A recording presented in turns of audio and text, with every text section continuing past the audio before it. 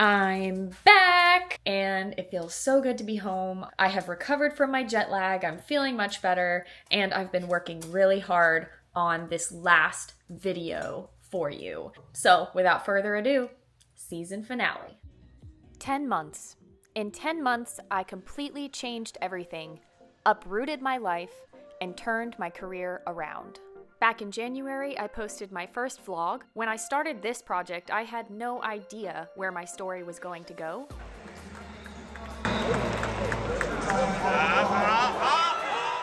I just had a good feeling about it, and that's what inspired this project. Come on, Sandy. Make this bar.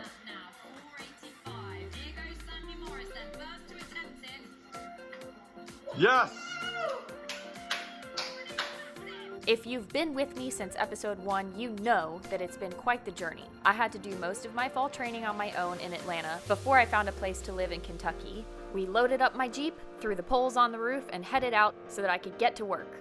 We just so happened to move there in the middle of a historic snowstorm. By chance, I was thinking, where the heck did I move? The move may have been stressful, but at least I brought lots of comfy beds and blankies so that we could all be comfortable. The whole family came with me because my birds, my reptiles, yes, I said reptiles, they're such a huge part of my life, and because of that, after this video, I'm gonna post another video featuring all of my critters and how I manage to keep them happy and healthy while I travel the world and chase my dreams. All right. Right? What's my first question? So today is September the 5th, Friday. Tomorrow. Tyrone had this idea to sit down on the runway and talk together prior to my leaving for Tokyo, and at first I wasn't really sure about the idea and how it would come across, but I'm really glad we did it, and I'm so fortunate to have such a supportive husband. Looking back across the outdoor season, just briefly, what is the performance that you're proudest of so far? Hands down, winning USA's this year. That was a huge feat for me to come back from just missing the Olympic team by one spot last year and the emotional trauma that caused me. It's a tough pill to swallow, getting fourth at the Olympic trials. Just believing that I could do it. I could do it, you know? Oh, don't hit my teeth. This one means so much to me. I cannot even tell you how much this one means to me. Last year, we stayed in the same Airbnb, and I sat in this very door frame talking about missing the Olympic team. And it's been a journey, and I've overcome a lot, and it has taken a lot of dedication and sacrifice. I will say that going through that has really paved the way for me to be who I am today. Let's go, Hugo!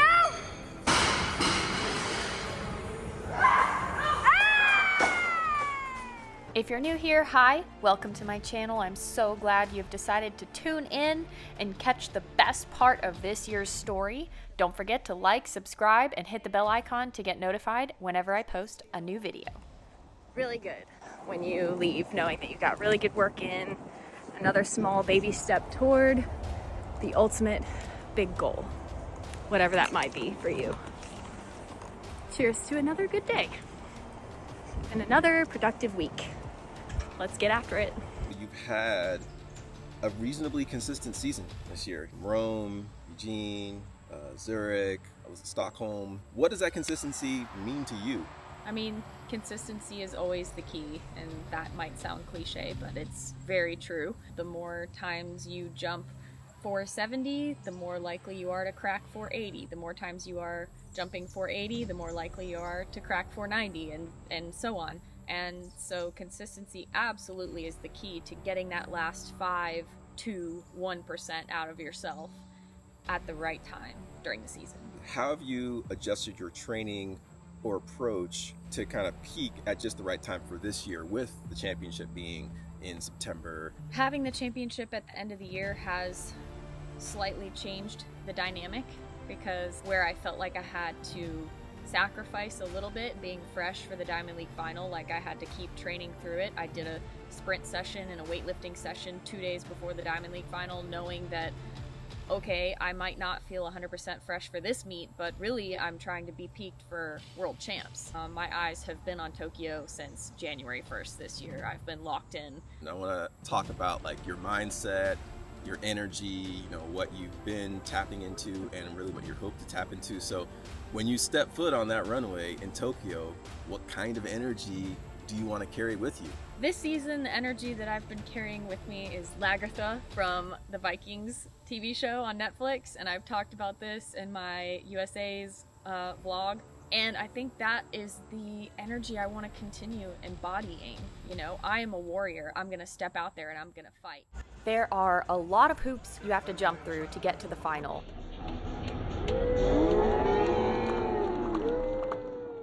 Or maybe I should say bars to jump over. This was 460 and that solidified my spot. I was happy. I snuck a selfie from inside my bag to send to Tyrone once I had cleared my final jump in the prelim and was on to the final.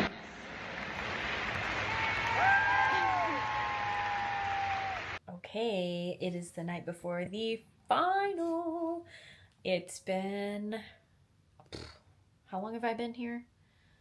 What, a week and some change? Finally feeling adjusted. I made it through the prelim, no problem, but prelims are never smooth sailing. You know, there's a lot of chaos that goes into the preliminary round, and our prelim was at 9 a.m., so dealing with the jet lag, so 12-hour time change, and also competing in a prelim in the morning, and then 2 days later competing in the final in the evening, it's a lot to manage, but I've been managing it just fine so far. Got through the prelim.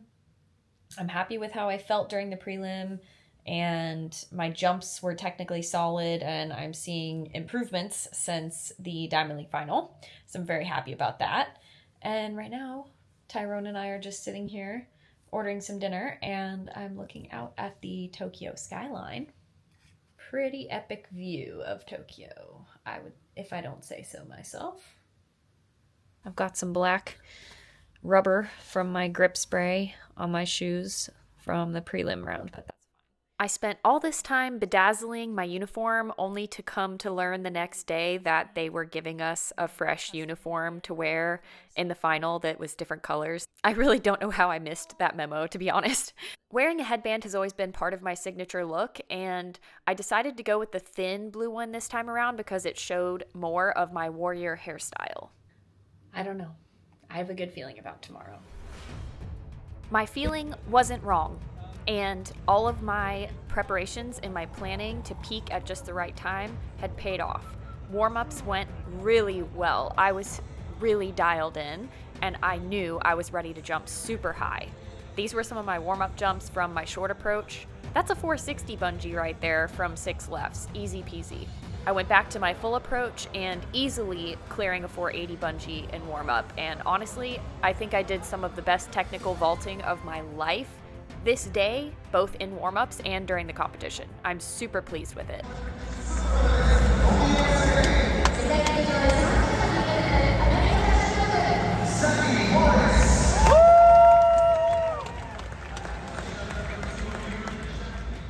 Okay, it was time for the bar to go up. Opening height, I was the first jumper up.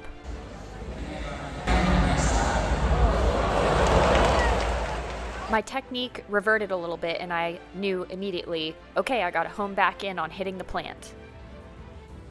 Still wasn't quite getting the pop out of the top of my jump, but that was 465. There it is. And I can't explain it to you, but I call it finding the feeling. I just knew what feeling I had to search for to really catch the fly off the top. And I did. I put good height over the next height, which was 475. Now things were heating up. Bars at 480, first jumper up.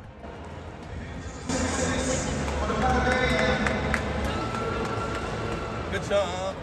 Dang it, a miss on my first attempt. But that's okay. I knew I was already really close to medal position. There were 4 jumpers left at this point, and I was confident with a little tweak, I would make 480 on my second. Oh yeah. And I did. At this point, I knew I was a medalist because one of the 4 competitors went out at that height. My turn, first jumper up, 485.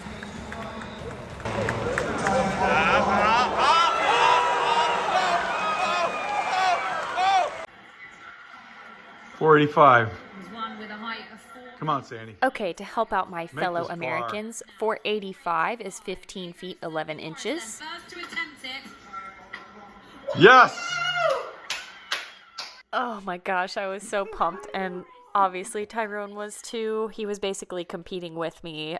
Like, being a spectator might be more difficult than being the competitor because it's not in your control. Whereas when you're the one competing, you are in the driver's seat. Sweet. One more moment of fame for my husband. Look at him. He's so handsome. Let's go, Sandy.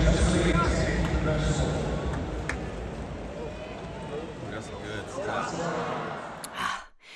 A first attempt miss at 490, and I wasn't worried. I was still in the lead, but I knew that if I really wanted to guarantee it, I needed to get over this bar. Katie was still in the competition, and I know she's very capable of 490, as am I, so I wasn't letting my guard down.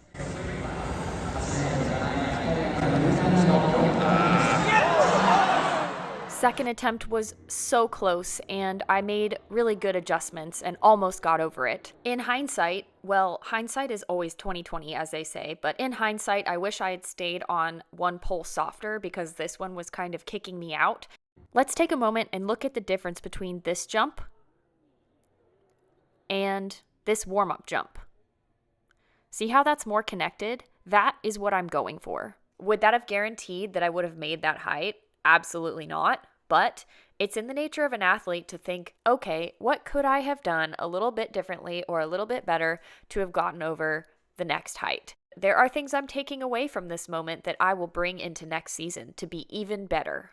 But at the time, you just hit the pole as hard as you can and you end up needing a bigger one most times. This ended up being my last attempt of the day. Katie had made 490 on her third attempt, and I passed to use my last attempt at 495 to try to take back over the gold medal. The image of Tyrone waiting for me is just the sweetest thing to me. I love you so much, babe, and man, it's been such a journey, and I'm so fortunate that I've had you by my side on every step of the way.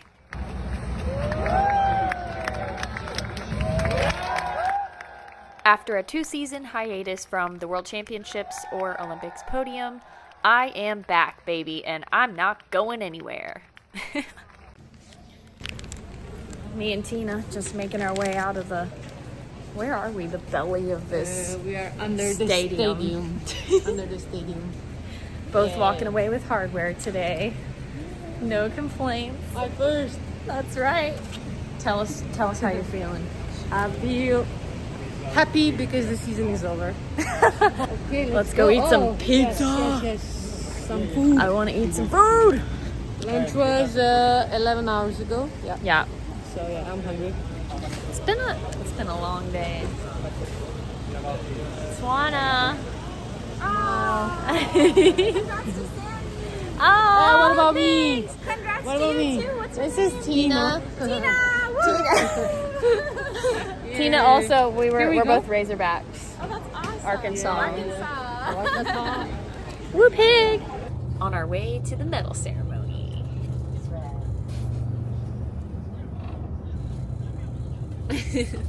This is what we've been looking at most of this trip, is the bus. The inside of the bus. More waiting. At least they had this fancy room for us with cold drinks and mirrors to check your outfit and your makeup before you went out. Medal ceremony, women's polevault.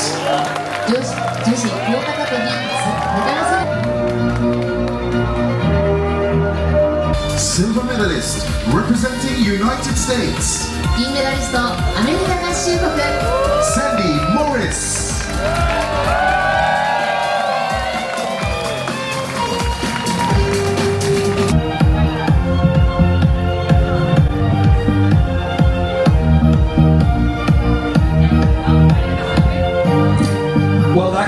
concludes our medal presentations for today. Thank you to everybody who attended Medal Plaza. We will see you back there tomorrow. Oh, did you think that was everything? It's not. Coming up next is a bonus episode from Tokyo 2025. You do not want to miss it. So be sure to like this video, hit that thumbs up, subscribe to my channel, and also hit that bell icon because then it'll notify you when I post that next video. Thank you so much for staying all the way till the end. You're a champion. I love y'all. I'll see you next time. Bye. Konnichiwa.